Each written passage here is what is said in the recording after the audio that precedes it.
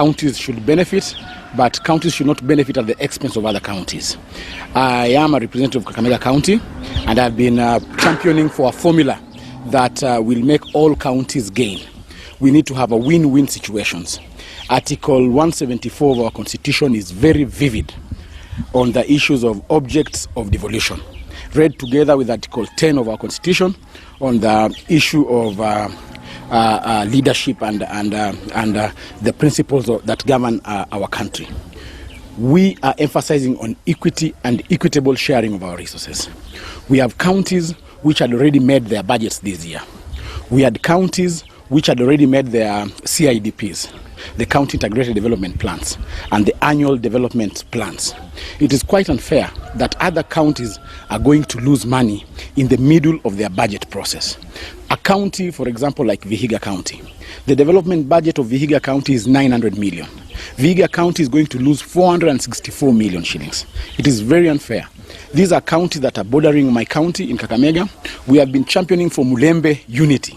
This is the time to rise to the occasion and protect the children which were born from Kakamega County. You know, Vihiga County, Bungoma County, Busia County were born from the defunct Kakamega County. And therefore, it is also our responsibility as leaders to cushion those counties which are going to lose money from this CRA formula. We are not saying that we are going to defeat the CRA formula in totality. We are going to push for amendments. And the amendments that we are going to push tomorrow on the floor of the House are going to make sure that all counties benefit. Kakamega County will benefit, Vihiga County will benefit, and all those other marginalized counties will benefit. It's going to be a win-win situation. So that is the amendment that we're going to champion tomorrow on the floor of the House. Many people have been having a wide misconception that Kakamega Senator is opposed to a formula that is coming to gain Kakamega. Kakamega is a great county. Kakamega is a county which made me the senator. But I want to remind them that Kenya is greater than Kakamega. We are going to look at this formula from a wider scope and not a narrow perspective. We want Kenyans to be together. Before we had the handshake, Kenya was divided along ethnic lines, Lusige, and we do not want to go down that memory lane whereby this country is divided on the basis of ethnic lines. What we are saying, yes, we have numbers. We have counties which have more numbers than others. Say the central region, western region, Nyanza region. We have more numbers than the northeastern. We still have an opportunity in the remaining national allocation to ensure that now we distribute those other remaining resources at national level using these numbers. So devolution was meant to cushion marginalized community. When you look at the objectives of devolution as enshrined in our Constitution, the mother objective of introducing devolution was that we needed to cushion marginalized community. We need to cushion people who are vulnerable in our society. So I shall not be part of a leadership that is going to disadvantage Tana River. Tana River is a county whereby their annual budget is around 5 billion.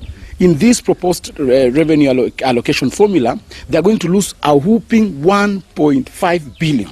So we want to have a formula.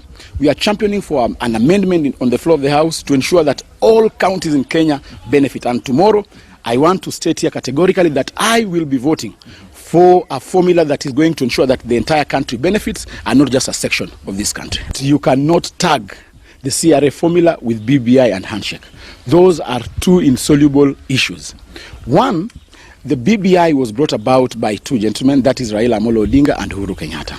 And the CRA formula cannot be dragged into that political organization. Second, I also want to remind Irungu Kang'ata that you need BBI more than I need BBI. So you will not want to hold us at ransom because of a CRA formula. May it be, let it be. We are going to pass the CRA formula with amendments. BBI or no BBI, we are not going to take that as a gun on our head.